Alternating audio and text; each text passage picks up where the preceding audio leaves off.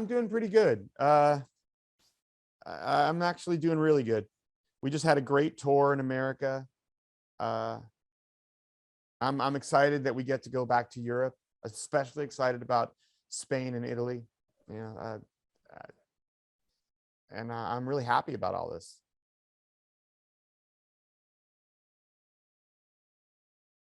That's the longest I've ever gone without playing a gig since I was a kid. 2 years. I mean, our last gig was in August of 2000, I think of 2019 or January of 2020. It's very strange to go so long without playing. But it was and this was a difficult tour in a lot of ways because dealing with the pandemic, being in such a strict lockdown for an entire tour, no guests, no friends. But it was very rewarding to have to be so careful, but to get through it. Everyone survived. And we played great shows. I loved playing. Really interested in putting out new music until I started writing this suite. I was enjoying touring, but I feel like we don't know how to put out records anymore. You know, like it's hard, it's confusing, and we're not sure how to do it well. And I don't think I was really looking forward to it. But as soon as I started writing this, I wanted to put out the suite. I wanted to release it. As soon as I started writing it, I was so excited about it. Yeah, I mean, I was very, I mean, sometimes I was there with my friend and his family. Sometimes my girlfriend was there, but a lot of the time I was just alone on this farm. Yeah, it's a lot like a lockdown. It was the bubble of just me and two dogs.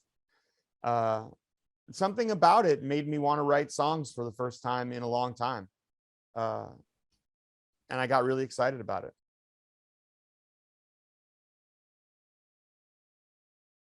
But part of the reason was that we were 80% done with the record when the pandemic hit. And so all I could think about was this record. I didn't want to write anything new. I wanted to finish this record. And then when we got it finished, I wanted to put it out, and we had to wait a while. So all of my focus was on this record. I wasn't really thinking forward about anything else. The funny thing is, as soon as we put it out, I mean, I think we released it in May, and in June, I went back to the farm again for a month, and I wrote a second suite. Mostly, it's a little fragmented in parts. I hope we're going to record it in January. Oh, I mean, it was just one suite originally, because I didn't even know if it would work. You know, I have it in my head, and it worked in my head, but until we finished the songs and mixed them and put it all together and we listened to it, I didn't know that it worked.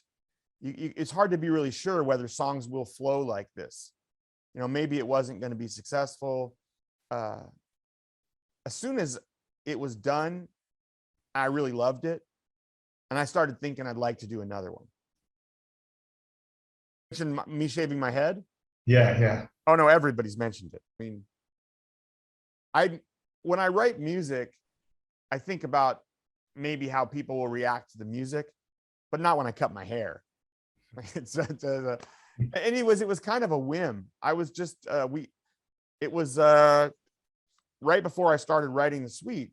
We flew to England, and before I went to the farm, we were in London at my friend's house.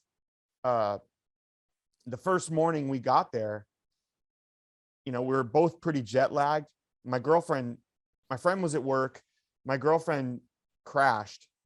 She was asleep, and I was going to try and take a shower to stay awake.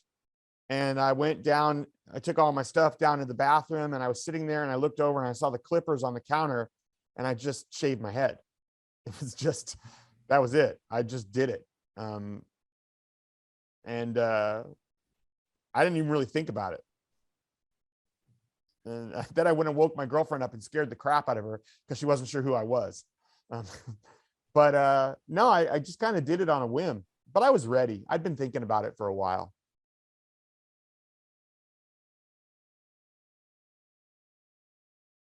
Both. I think I hadn't really played piano or written in a long time. So when I started playing, it was very simple because I could barely play. So the tall grass begins very simply because that's about as much as I could play right then. And I think, after a few hours of working on it, the second half of the song opens up and it's much more melodic and moving, because that's my ability to play opening up. I think of the tall grass as kind of a door. It's a doorway to the rest of the suite. It's a doorway to me being able to write again. It's the process I went through to get to be able to write Elevator Boots and then Angel of 14th Street. Like, I do think it has to do with the way I'm thinking opening up into songwriting and being more creative, my ability to play opening up into being able to play a little better, and me having been pretty closed off to writing for a long time, really opening up and wanting to do it.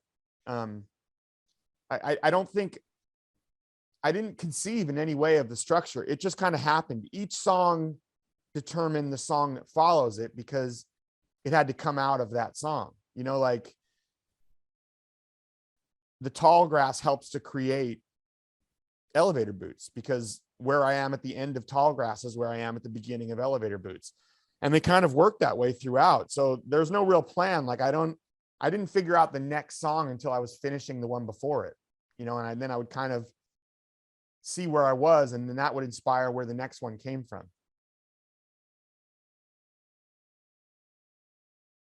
This one, I think it is that it begins though very micro. It's very specific about the death of an animal, and then it opens up into life and death in much more universal ways, and then it comes back down to this very, very personal again in my life.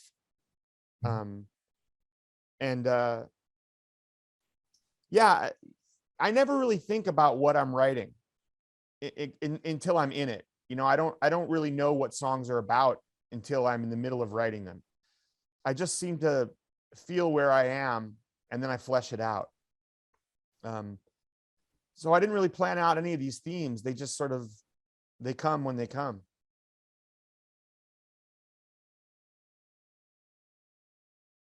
Completely together from top to bottom, all at once.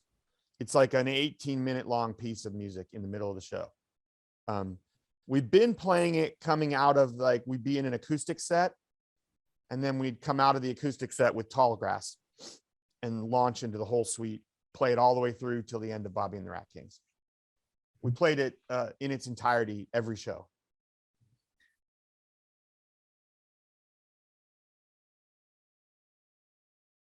Changed the songs every show, but we played the suite in every show. The rest of the songs in the show change every night, but the suite, we played the whole suite every single show, which was really cool. I mean, it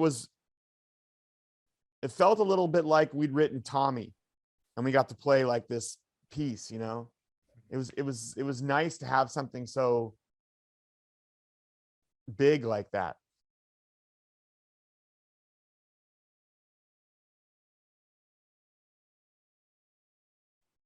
I mean, creatively, we always operated completely independently.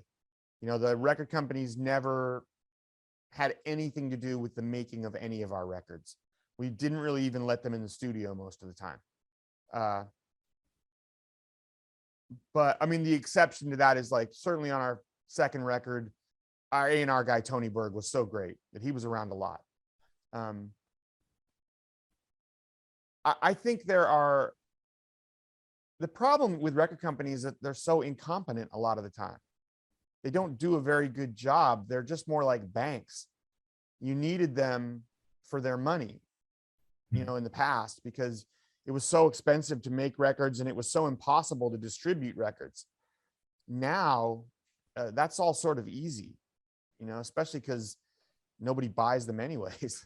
You could upload to Apple Music and you're done. I think there's a lot of benefits to nowadays. You know, it's harder to be a rock star or to become one, but it's easier to make music. You know, you can make it yourself at home. And we can't. We need a studio because we have too many. We like to play together. And the distribution is the biggest difference because you can just upload all of it now. It was so hard as an independent musician in the past to distribute your music. It was nearly impossible. Now that's kind of easy. I don't know. I mean, look, there are benefits to back then too. All the promotion mechanisms that the labels had were really good for us. They were often terrible for other bands. But I don't know. It's kind of a 6 of one, half dozen of the other. I think it's better for everyone in general now, as far as the record companies are concerned, because you can do it yourself. The problem is that nobody pays for anything. And that's not good for musicians. That's bad for musicians. There are very few industries that could survive losing half their income. You know, in the record business, we made money from selling records and we made money from touring. It was kind of even. And then all of a sudden, half of that is completely gone. I mean, completely gone. That was kind of devastating. Made life a lot harder. But it's, you know, that's the only bad part. I wish people still paid for things. I don't understand why people are willing to pay for new tires on their car and they'll pay for a cabinet or a mattress, but they don't want to pay for art. You know, yeah. I think that's been true for thousands of years though.